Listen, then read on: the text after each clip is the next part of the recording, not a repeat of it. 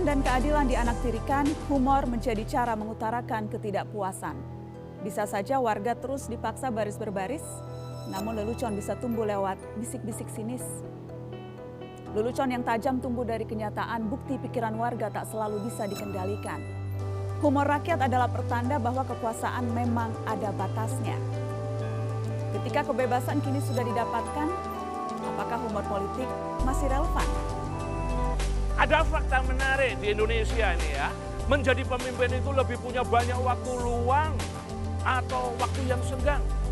Buktinya kita semua tahu 10 tahun Pak SBY menjadi pemimpin punya waktu luang membuat 5 album. Ya kan? Nah sekarang setelah tidak jadi pemimpin, 1 album pun tidak ada. Bayangkan, sebelum menjadi pemimpin yang namanya Pak Jokowi itu sangat sibuk jadi tukang kayu. Nah, begitu menjadi pemimpin, Pak Jokowi sekarang malah punya banyak waktu luang buat busuan. Itu persoalan kita bersama dan kita semacam membutuhkan ventilasi untuk mengatakan sesuatu yang tidak tepat. Jadi ingin mengatakan sesuatu yang baik menurut kita dan teater menjadi media untuk mengartikulasikan pikiran-pikiran itu. Semakin hari kayaknya semakin susah aja bikin ketawa orang. Ketika kita mau bikin ketawa orang kita harus celingak-celinguk. Kita bikin ketawa orang, orang yang mau ketawa juga celingak-celinguk.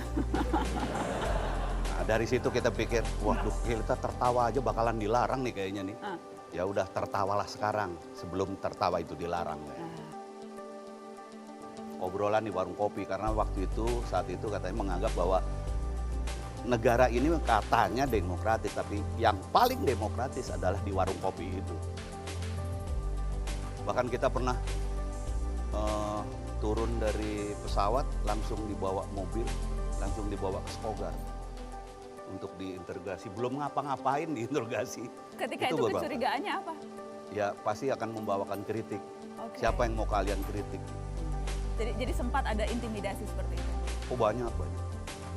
Karena di dalam kritik, di dalam komedi itu tetap ada kecerdasan, tetap ada edukasi, ada pengetahuan yang dibagikan.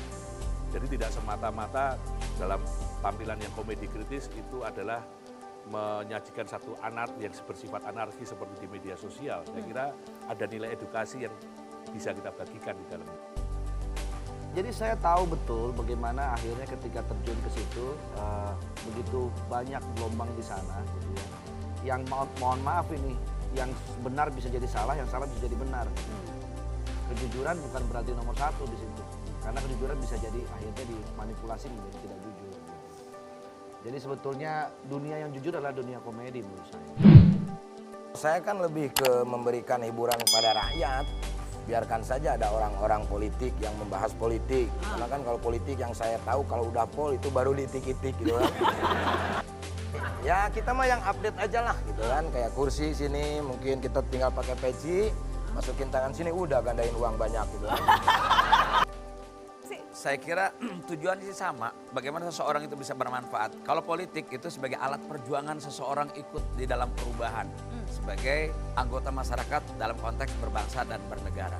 Tapi kalau komedian lebih ada pada profesi, lebih pada passion, pada jiwa, pada naluri orang. Nah, sebab apa? Politik adalah komunikasi.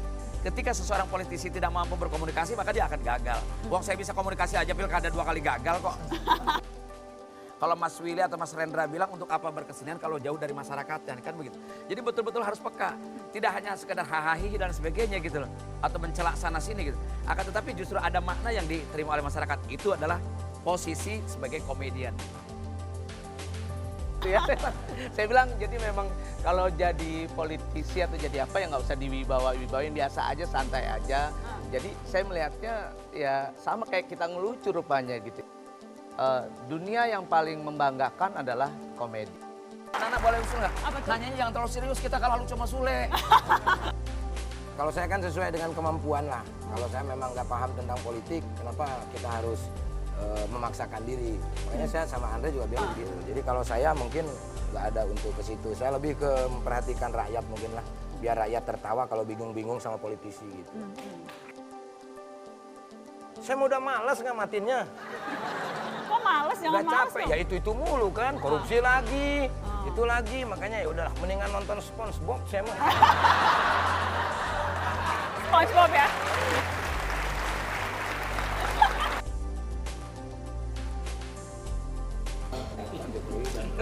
Mimpi saya terkabul sekarang, bahkan saya yang diundang. Tadinya saya mau diundang Bapak.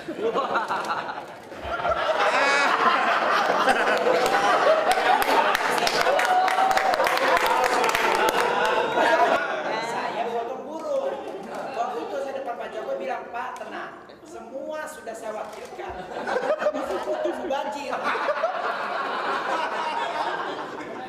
Jadi itu bekas potongannya di mana Pak? Penting. Apakah itu artinya akan coblos yang mana? Oke, Kang Sule? Kalau saya udah nggak mau ngomong, udah silakan. Ngomong barusan ngomong. Gue pikir lu ngomong apa? Itu ngomong. Saya mengikut aja lah. Ikut Mana aja. pemimpin yang membangun Yang itu paling saya penting, Le, dukung. lu itu tempatkan diri, mau kampanye siapapun lu diajak dibayar, itu paling enak. Wah itu nggak boleh, Ndre, kayak begitu. Iya dong, netral, enak Lo jadinya. mana netral, dari mana-mana diambil duitnya netral, jangan. As a artist. Di mana di situ yang membangun, itu baru kita dukung. Kampanye, memberikan yang terbaik lah. Oke, Itu kalau udah jadi kampanyenya. kampanye. Beri jangan berantem Loh, kalau sendiri. kampanye kan kalau gua diajak kampanyenya, kalau Ya enggak makanya ngapain? kalau diajak Hei, sama hei, dulu. hei, hei. Anda jangan bertele-tele. Mamat balik. Maksudnya apa? Ini jangan sampai Bukan permasalahannya bukan gitu.